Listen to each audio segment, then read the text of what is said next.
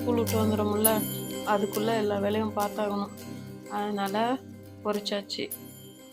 அவ்வளோதாங்க இன்றைக்கான mini vlog.